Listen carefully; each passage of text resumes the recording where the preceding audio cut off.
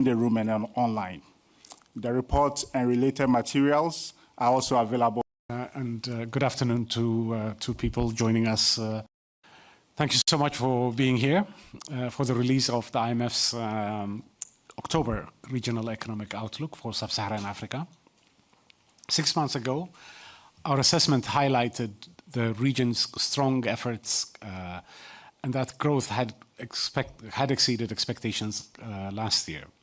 But we also noted sudden realignment of global priorities and increasing turbulent external conditions marked by weaker demand, softer commodity prices, and tighter financial markets.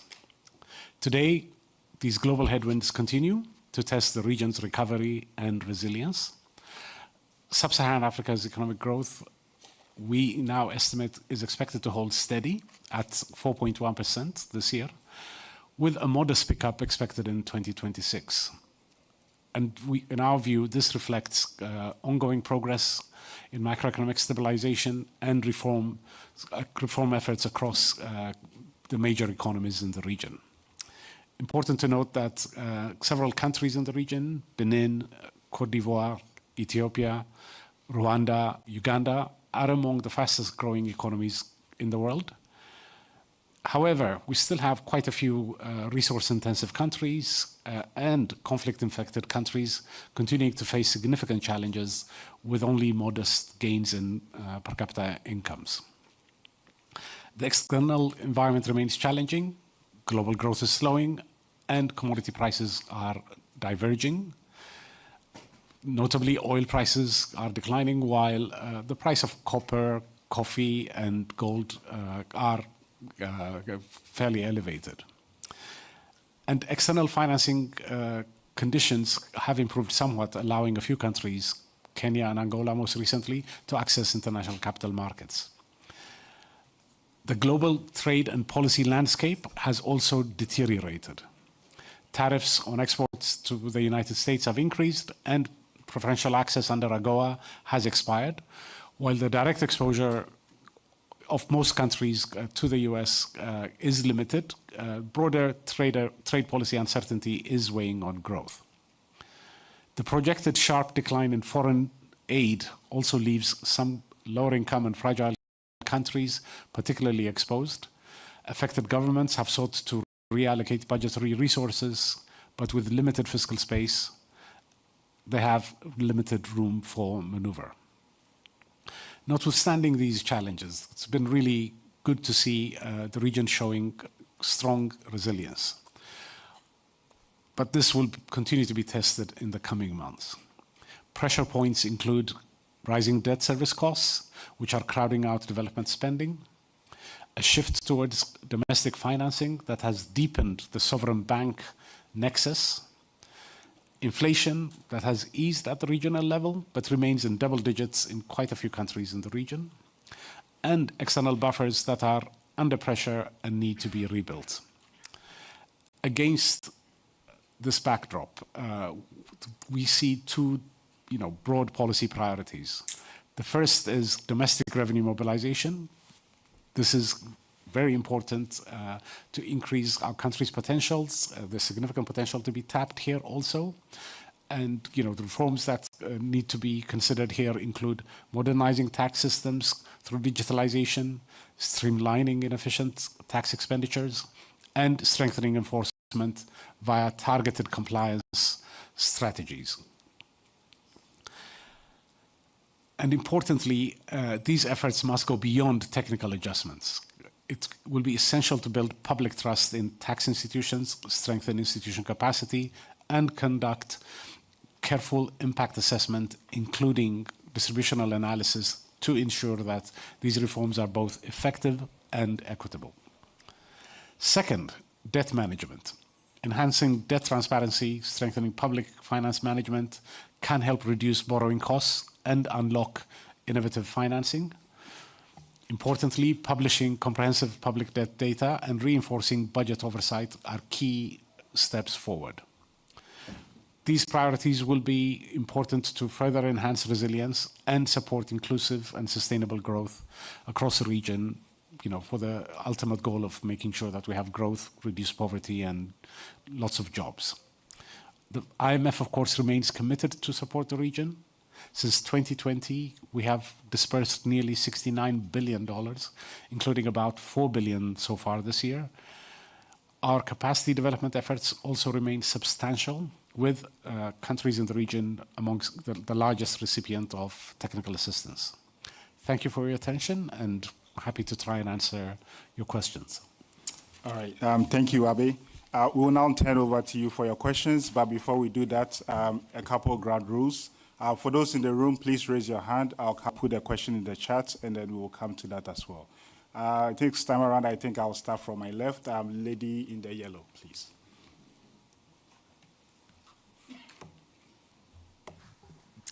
Good morning. My name is Balesa. I work for CNBC Africa, based in Johannesburg. But my question is around targeted Zimbabwe. The report highlights that this country has made some commendable progress towards restoring macroeconomic stability. My question is, how confident and one of the things that distinguishes Zimbabwe from other countries in the region has been is that they have not been able to access concessional financing to the same degree that others have, helping defray the impact of all of these global shocks of recent years. Against this difficult backdrop, it's been good to see that the country has been trying to put in place the right policies, and in recent months, I think we've seen significant effort being made. Importantly, I think recourse to central bank financing has diminished quite a bit. It will be important to sustain that, because it's this repeated recourse to central bank financing that has created a lot of difficulties in the past, also with inflation, with exchange rate volatility, and the difficult foreign exchange environment that the country has. So we're encouraged by what the government has been doing in recent months, and I think that needs to be sustained. Like all countries, a combination of current policies and continued refinement in policies will be key to help Zimbabwe, move forward. And we're very, very encouraged, as I said, about all of the progress that has been made, and are trying to work as closely as we can to help the country implement the vision that they have for promoting growth. All right, thanks, Abe. We'll take 3 questions together. Gentleman in the gray. Hello, my name is Abdoulaye Sissé from Senegal, Group Futur Media. Can we know, please, would you mind to say if IMF, yes, if IMF can conclude a new program with Senegal, in what terms? It will be in terms of 2025 or first quarter to 2026? And last, do you acknowledge any responsibility in the case of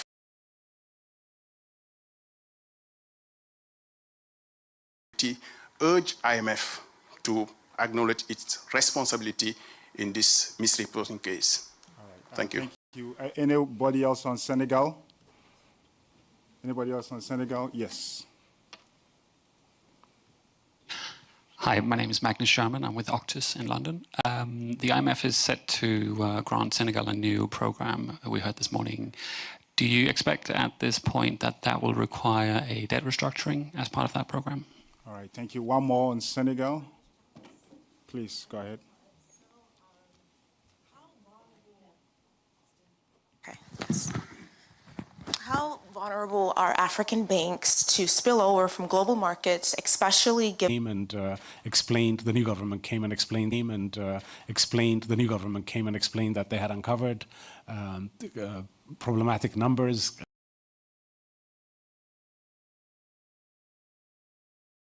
To promote transparency, to try and come up with public debt numbers that are more accurate.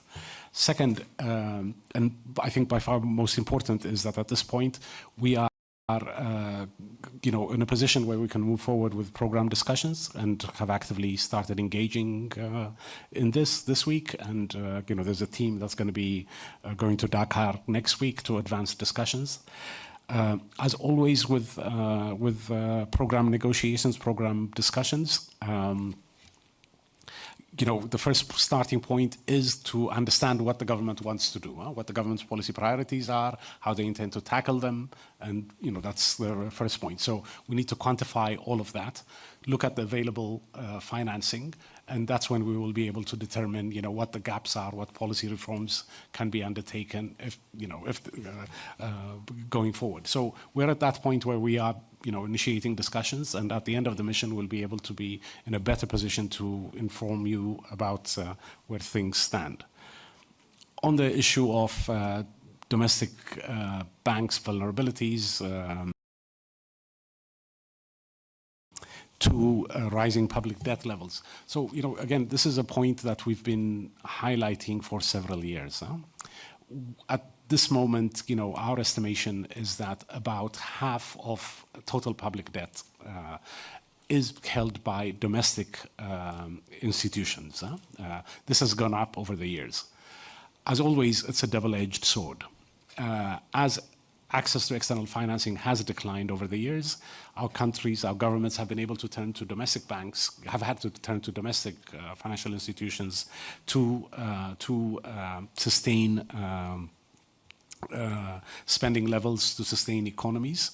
That has been a source of resilience, but we're now seeing a situation where there are significant vulnerabilities, and in particular, in those countries where public debt is at very elevated levels, risk of distress is higher, we are seeing some pressures on bank balance sheets, or there could be potential pressures on bank balance sheets. So again, it's varies from country to country, the extent to which there are vulnerabilities, but it is an area of some concern in those countries where public debt is high, where interest rates are high, and we're working with governments to make sure that there is a robust regulatory framework, robust capitalization plans for banks, and of course, first and foremost, the first line of defense, making sure that public finances are in a healthy trajectory to ensure that their spillovers are limited. All right, thanks, Abe. We'll go to this side of the room. Lady in yes. Thank you, Kwabena. My name is Nume Ekege from This Day newspaper. In recent months, Nigeria's inflation figures has been decelerating. What's your take on that? And especially with the last inflation figures released, there was a sudden steep. What's your take? Do you see it as a credible information, and especially as food prices are still soaring in Nigeria? Thank you. All right, thank you. Any other one on Nigeria? Nigeria, please, first row. Yes. Let's stick to one.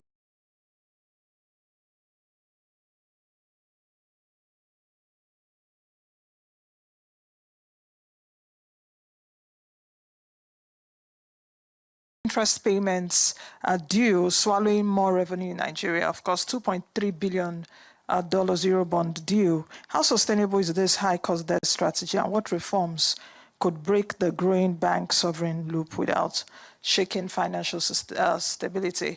Let me just put this in, if I may. Yesterday, the World Economic Outlook released, was it on yesterday or Tuesday, that many African countries are facing debt distress right now, or debt is even high. How concerned are you as IMF, and how close is the region to breaking point where resilience really slips into that growth trap? And I also like you to talk about the tax issue you mentioned earlier. Many Africans are paying taxes, but yet not seeing the commensurate value for it. How is the IMF perhaps talking to governments to be able to solve this thing? I'll take one more on Nigeria. Gentleman on the first row, and then we can come back to Abe.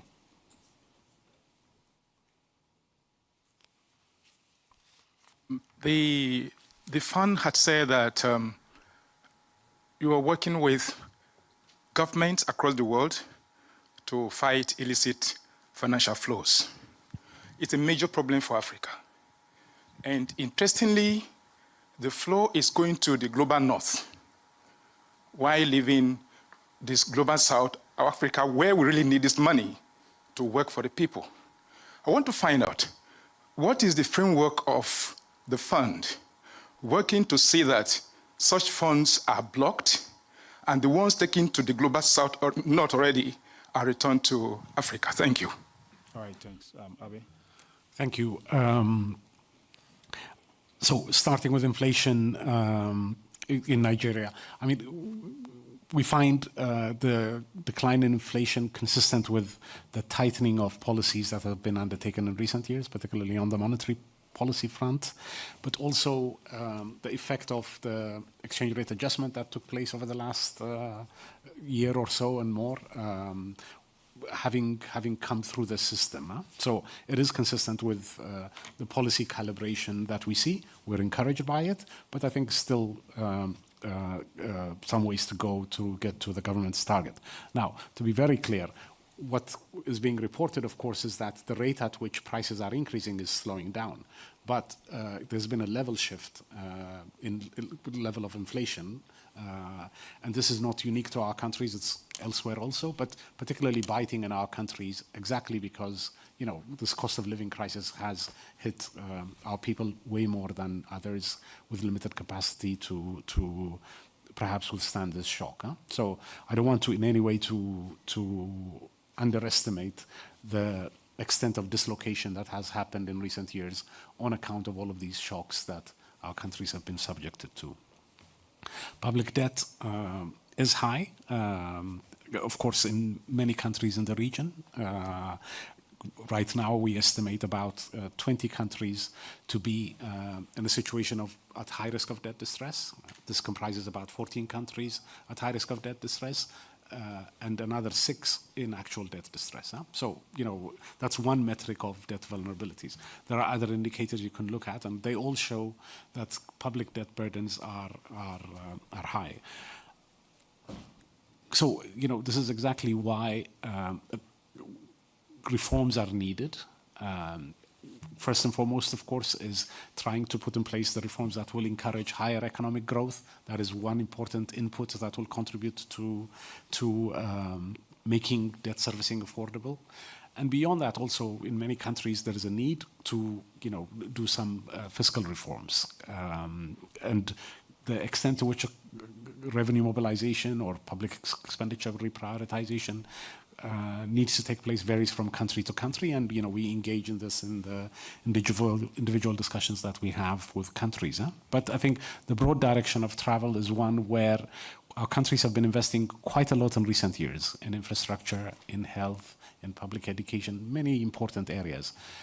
Perhaps one area where we have not done as well is capturing the rate of return on all of these investments through the tax system. And so, you know, the scope, we see potential, we see scope for revenue mobilization.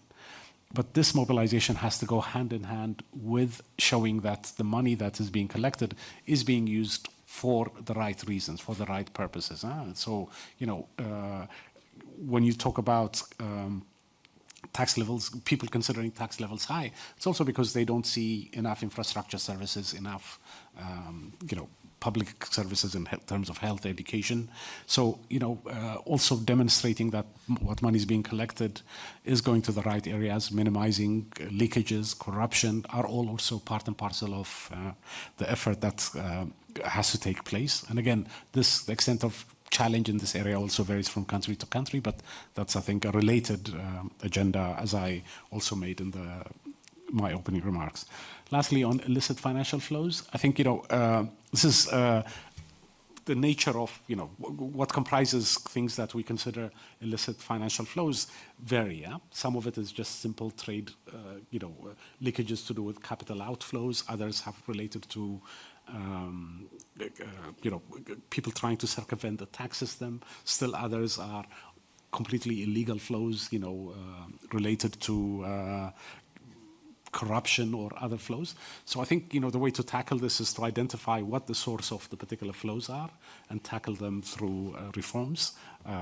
So again, a lot of the reforms, the direction of reforms that countries are pursuing should go in a way to help address many of these challenges that we're seeing in terms of illicit financial flows. All right, thanks, Abe. Let's go to this side, gentleman in the first row.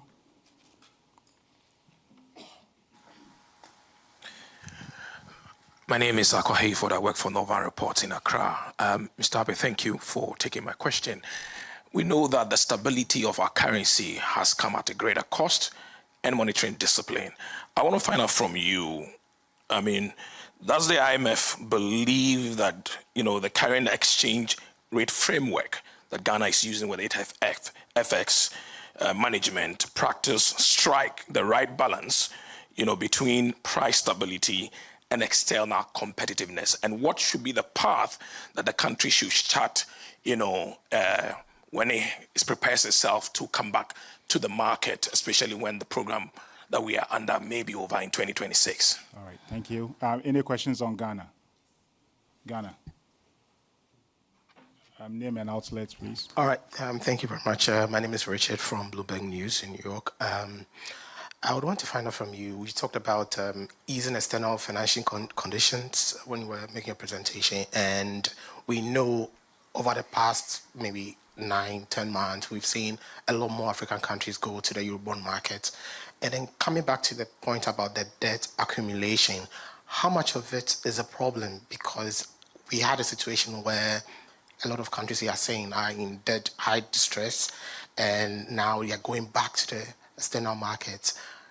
Is it not a worry for the IMF that for these countries or for a continent that is under a lot of tremendous debt distress, easing financial conditions is forcing or is encouraging them to go back to the market? All right, thank you. I'll take one more on Ghana. Gentleman over there. In the middle row.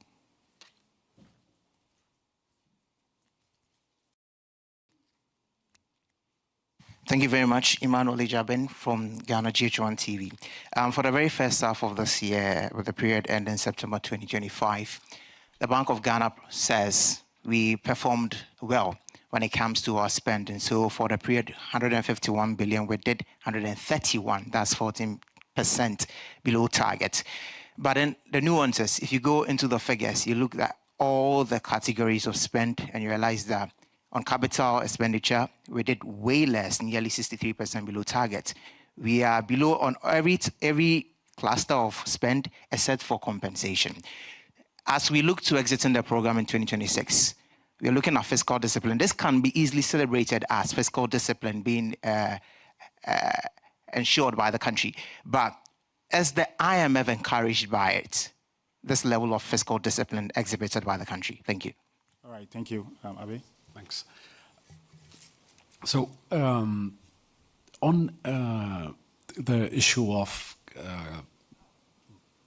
FX market performance in Ghana in recent months, just had a conversation about this with Governor Johnson. Also, I think, a year ago, perhaps a couple of years ago, all of the concern in Ghana was about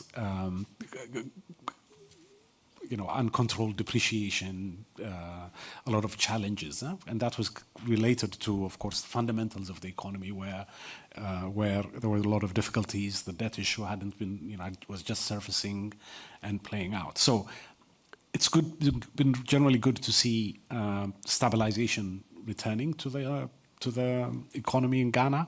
Economy beginning to recover, inflation beginning to decelerate, and sign of confidence, allowing the exchange rate, the CD, to stabilize and maybe even begin to appreciate.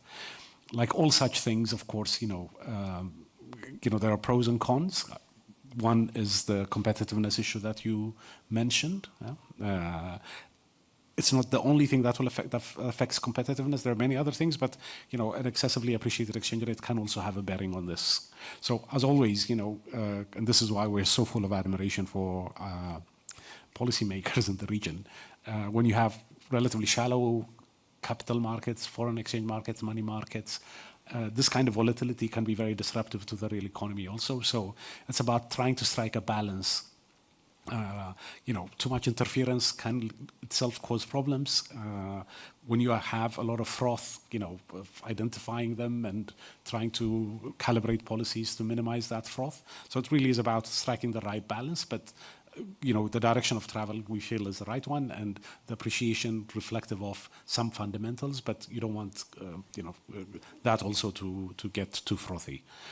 On the question about some countries returning to market access, or, in general, we've seen also spreads narrowing. And again, the question was that, isn't this a double-edged sword? Could it not lead to more debt accumulation? So, just as always, it's about striking the right balance and being prudent in how favorable conditions are treated. In general, what we advise is that, it's not good for our countries to be in a situation where they don't have any market access. So option to tap markets is something that's positive. Second,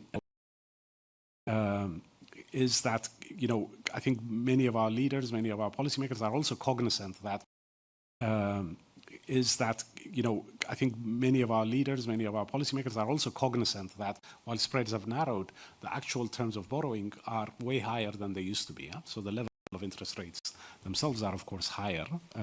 And so this market access is to be managed very carefully. Ideally, what you want to do is, use this and compare it with other forms of financing, and only, have recourse to more expensive forms of financing if there are no alternatives.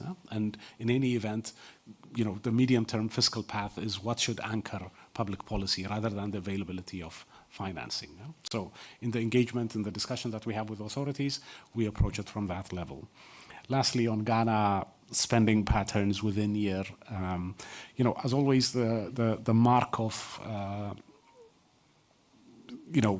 public policy, the direction of public finances is what happens towards the end of the year, and not just 1 year either, but over 2, 3, 4 year trajectory. So it's been very encouraging to see this government committing to pursue fiscal discipline.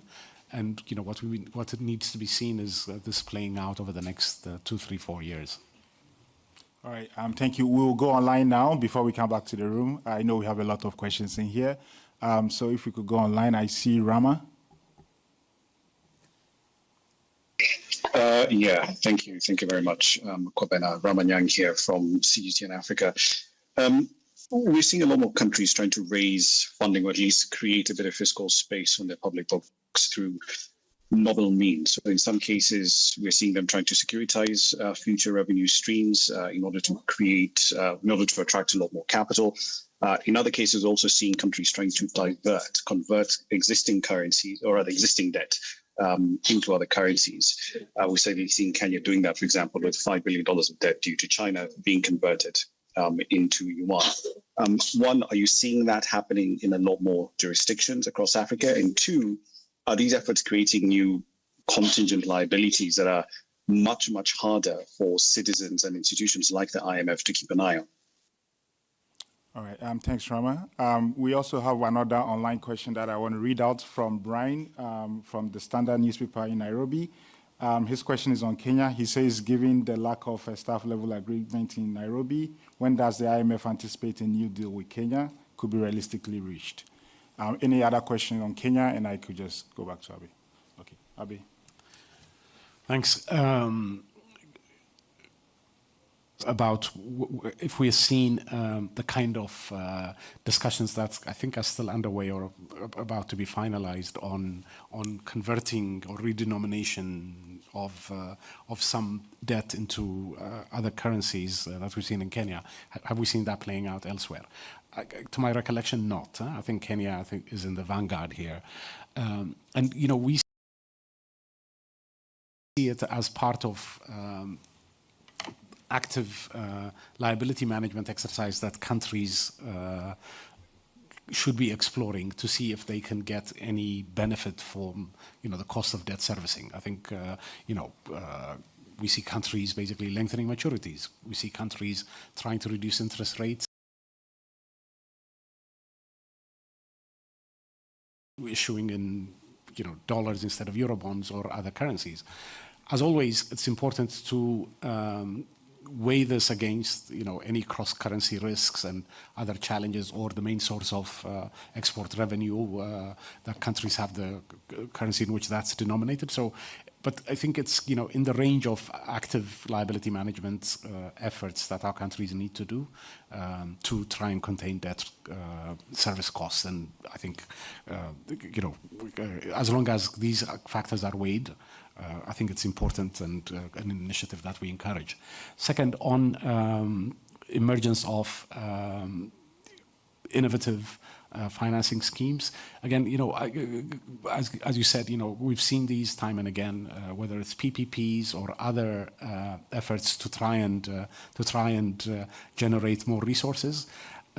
What is fundamentally important is that assessing all of the implications that this can have, including circumventing the public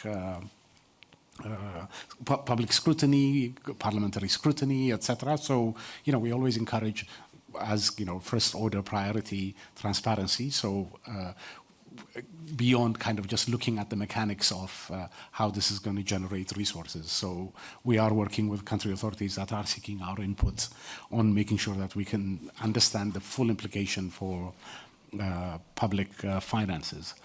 With respect to our engagement in Kenya, we just had a team in Nairobi, for an initial round of discussions. More discussions are continuing here.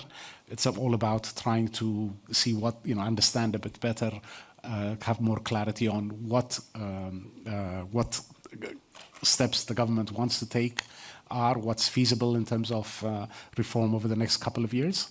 And those discussions are continuing as we speak. And, again, as soon as we have any progress, we'll be able to report on that. All right. Let's take some few questions from the room. Lady in green in the back. Yeah, middle row. Yeah, thank you. I'm Zainab Jokia, a writer of a newspaper in Sierra Leone. According to the report, Sierra Leone is listed among 10 countries with declining ODA. Looking beyond Sierra Leone, does the IMF foresee a need for global policy shifts or new international financing architecture to better support low-income, aid-dependent countries from these simultaneous shocks of aid reduction and external shocks? So how might these shifts look in practice? All right, sure. Let's take two more. Let's go to Lady Black in, there. Oh, thank you. Good morning. Kemi Oshikoya with the Africa Bazaar magazine. Thank you for taking my question.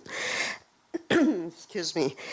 Given African triple challenge of rising debts, escalating climate crisis, and a booming youth population, can you talk about how the IMF is evolving its approach to support long-term investments and economic transformation instead of just short-term stabilization? Okay. Thank you. One more in the room, and then we can come back. Lady in green.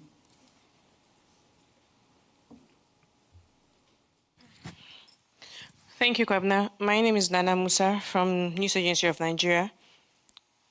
My question, from the IMF's macroeconomic diagnostic perspective, what policy mix would you recommend for Nigeria to achieve sustainable growth? Thank you. All right. Thank you. Abe? Thanks. So, starting with Sierra Leone, I think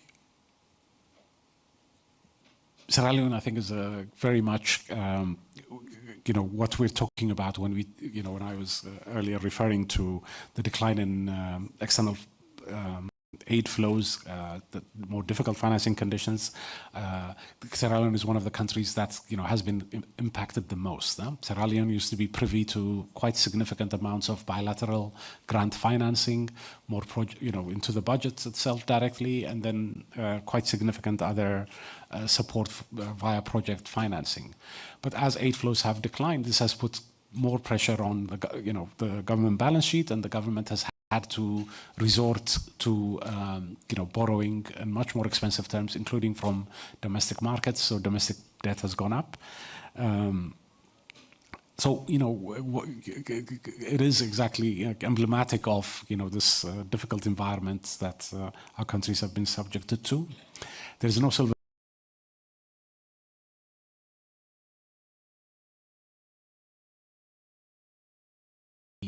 what can be done to prioritize spending, making sure that they continue to be targeted to address, the most pressing areas. And then last but not least, as much as possible, rely on the most concessional types of financing that's available externally. That's a combination of policies that are needed. On the balance between the need to focus on short-term stabilization versus long-term issues, I think I don't see a trade-off, and I think both are very, very strongly related. So,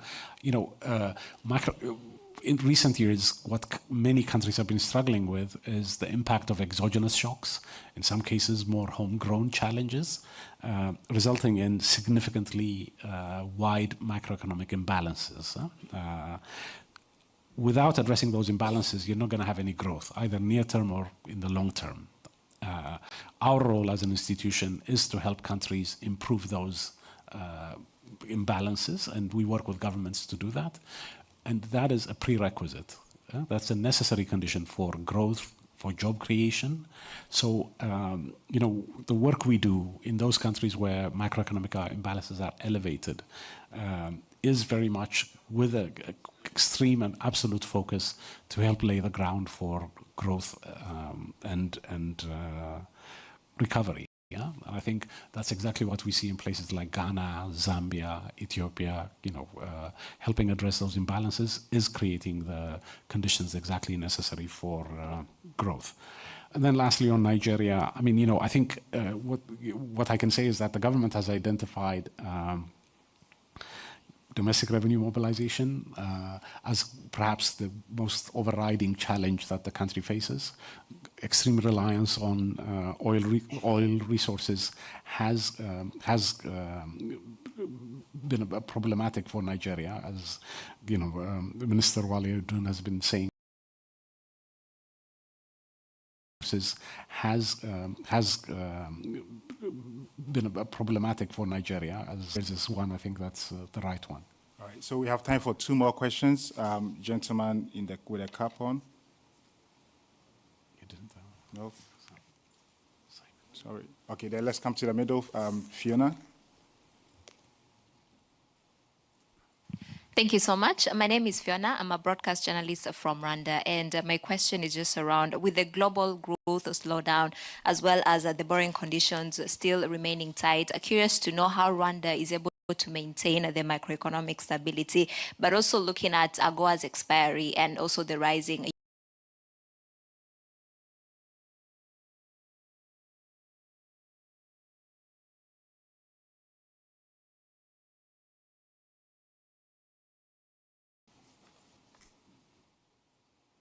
All right, thank you so much. My name is Ugo. I work with NorvanReports.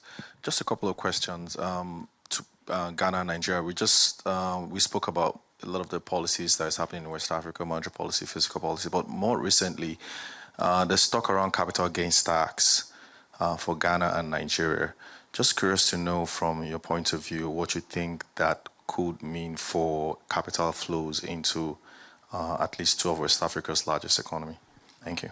Thank you. Abi. Thanks. On the challenges related to the uncertainty on trade, on tariff policy in the U.S. First thing to note is that the fallout from the higher tariffs that have been imposed in the U.S. have not been as bad as we had feared back in April. You can read the World Economic Outlook, the other analysis that we've put out. So global economy has weathered, and importantly, we've not seen other countries, going in the same vein of raising tariffs. So that's encouraging. Second, this said, countries that are exporting to the U.S. and that are relying on significant exports to the U.S. and they're, thankfully in the region they are limited. They will be facing higher barriers to trading to the U.S. So some thinking about how to reorient these flows, finding different ways to address this challenge will be needed in those countries. I think more generally, though, this is also, I think, as others have been saying, also an opportunity for our countries to think about, what is needed to promote intra-Africa trade. Of course, the AfCFTA is in place, the framework is in place, but there remain quite a lot of non-tariff barriers, even tariff barriers, structural, physical barriers to trade in our region. I think there's a lot more work we can do so that we can trade more. As we've done and shown in previous analysis, one of the striking things about African trade is that when we trade with each other, increasingly we tend to trade in more manufactured goods, more higher value added goods. When we trade with the rest of the world, we're exporting natural resources. So there's actually a big plus in terms of trading with each other, that there's a big benefit to be had from promoting intra-Africa trade. So I think this is also an opportunity to work in those kind of areas. On the capital gains tax, honestly, I'm not familiar with what the proposals are. So I will ask my colleagues to follow up with you, if I may. Yeah. Okay. I know we have a lot of questions, but we are almost at time. So, Abe, if there's one last thing you want to say, you can go ahead. If not, we can go ahead and close. No? All right. This brings us to the end of this press briefing. For those of you who we couldn't get to your questions, please send them to me. Please send them to our press team. We'll make sure we get back to you. I know we have a lot. We'll do that as much as possible. For the report, it's still available on imf.org/Africa. You can download that there in English, Portuguese, and French as well. The annual meetings continue. At noon today, there is the G20 press briefing. And then tomorrow we have our press briefings for the Middle East, Central Asia Department, European Department, Western Hemisphere Department, and the IMFC, as well as the African Finance Ministers. On behalf of Abe, the African and Communications Department, thank you all for coming, and we'll see you next time. Thank you.